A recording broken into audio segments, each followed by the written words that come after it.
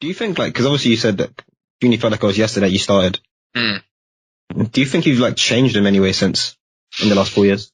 Yeah, probably. I mean, I think everyone will as they go through uni. Like, for me, I did years 1, 2, 3, sure, whatever. Felt a bit childish. Fourth year came and I felt like an adult. I was grown. I'm not the same little kid that I was before. And that's just experiences. Do you know what I mean? Like, you go and you'll experience different things, and eventually it comes a time where you just live a more adult lifestyle. You will not want to be doing what first years are doing anymore. You don't have the energy for it.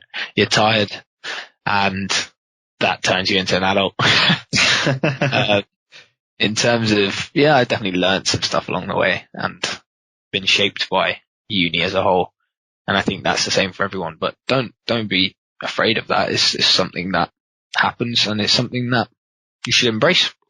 It's good, you know, come out ready for life on the other side. And, you know, to be honest, I wasn't even ready for life. I still feel like a student, but I'm not. I'm a working professional, and it will take some time to get used to. But, yeah, there's just some more of a development to be had. Yeah, of course. I mean, you've been working for what, 2 weeks now, 3 weeks? It's been 4. Wow. Where's that time gone? Do you know what I mean? Wow. Feels like I only just started last week. I feel like I saw you at Charlie's like 2 weeks ago, man. That's the thing, like, time just does go really quickly. And yeah, enjoy the moment you're living in, whether that's at uni or whether you're at work. Enjoy that while you are doing it. Like, don't bother with having rubbish days. And if you do have a rubbish day, then just turn it around, and the next day try and make it good and try and make it as positive as possible, because realistically the time's moving so fast. You want the overall experience to be positive. You don't want to be grumpy, and you don't want to be upset, and you don't want to be down about things. Yeah, for sure. I don't think I've ever asked you this, but like, do you see yourself as like very reflexive, whatever? Yes and no. I think I can go through phases of it, and I think currently I'm feeling very reflective. But like, yeah, I think it is good to look back on, you know, where you've come from, and just what experiences have sort of shaped you. And I think it's good to just understand that everybody has their own experiences, and everybody's been shaped by different things. So I tend to try not to get mad at people. I think I'm sort of done with that, in terms of you just accept it and move on, and also don't get mad, because what's the point? Who cares? You know, they're living their life, you're living yours. You just have to carry on. And it's very easy to be upset and to be angry at people, but realistically, who does it help? Yeah, what does it do except make you feel mad? And yeah, there's not really any point. Just carry on with your life. No, I know what you mean. I feel like that everything you just said, the way you said that made me think of that the version of Karl I'm imagining in my head is that Pablo Escobar night, the fruit punch. Fruit punch, oh gosh. Was that party we had? Yeah. It was an interesting one, wasn't it? I was being very responsible at that party. I had to sort out my house, make sure it didn't get too vandalized. There was a lot of people there, and I'm surprised we didn't get into trouble, to be honest, or into more trouble than we did. But like, you know, they had the speakers in there that were just huge.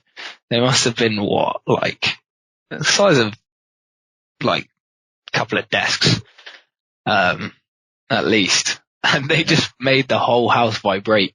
And the next day we got this little angry letter from the next door neighbor saying that all of her glassware in her cupboards were shaking and vibrating. And she was not happy with us at all. And she lived on the top floor, and it was a 4-story house. She lived on the top floor of the house next door, and we were in the basement, and she was not happy. That's so funny. But yeah, it was a good party and all. Like, I think that was the only big major party we ever had, you know, with how many people were there? I don't know. You were there. What, 100, 200? There was way too many. I was like, because I remember I brought Gareth down for that night. I'm like, Von? Like, was Von? Like, Sam Robbins? Like, everyone was there. Yeah, they were all there. I mean, the Bristol school people, why not? You got to invite who you got to invite. Yeah, of course. I remember, who was that girl? Megan was there. Yeah. I was like, because obviously you guys know her from school. And I'm like, what? Like, I'm like, Gareth knows more people here than I do. Nah, to be fair, so it was a weird, it was just a mix of people, wasn't it? It was just invite whoever. I remember though, there was a lasting story from that night of, so we had this downstairs bathroom and I don't know if you've heard this story, but there was this guy that, you know, he was a bit drunk and he wanted to go to the toilet and someone was in the toilet. And so he knocked on the door and this bathroom door had like a big frosted glass window in it. And for some reason, he decided that, you know, he knocked on the door, there was no response, he couldn't open the door.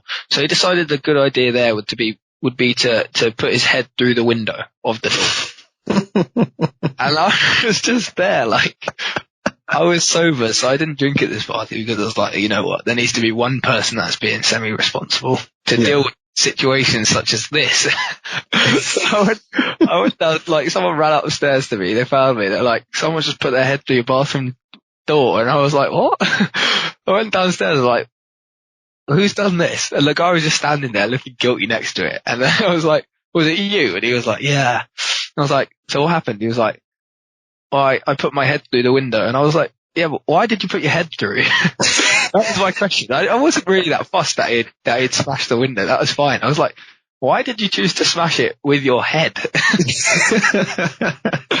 Like, what a choice. That's funny. But yeah, I threw him out. That was an interesting one. But yeah, they were just dealing with that. And I think he got to about 5 a.m. and I was like, listen, everyone get out of my house. I'm done with you. I want to go to bed. Oh dear. Nah, uni parties are special. Honestly. They more of them need to happen and you need to go to all of them because you don't know when they're going to be. And, you know, you need to enjoy them. They're good vibes. Especially when it's not your house. When it's your house, it's a bit different. When it's someone else's house, you know, you can enjoy yourself. We hope you guys enjoyed that clip. If you want more content, be sure to check out our full episodes either here on YouTube or down below through the link in the description to find podcasts wherever you typically find your podcasts. Alternatively, you know, in the meantime, you can follow us on social media to stay up to date between episodes. Either way, I'm happy you guys were here to join us today. I hope you enjoyed the clip. Thanks for watching, and we'll talk to you in the next one. Peace.